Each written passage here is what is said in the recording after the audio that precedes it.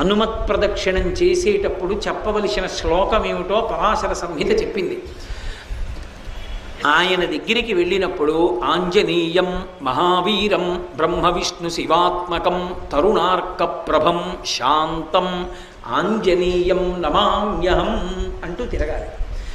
పరమ మౌనంతో ఆ శ్లోకం ఒక్కటి చదువుకుంటూ గర్భిణి స్త్రీ ఎలా తిరుగుతుందో అలా తిరగాలి. కనీసంలో కనీసం హనుమ జయంతి నాడు 3 మాటలు తిరగాలి. కనీస ధర్మం అది. 3 మాటలు తిరగాలి. 3 మాటలు తిరిగేటప్పుడు ప్రతిసారి తిరిగి వచ్చి ఒక చోట ఆగి శ్లోకం చెప్పి మళ్ళీ తిరగాలి ప్రదక్షిణంగా. అలా 3 మాటలు తిరిగితే, అందుకే నేను మీతో పరమ సత్యం చెప్తున్నానని జ్ఞాపకం పెట్టుకోండి.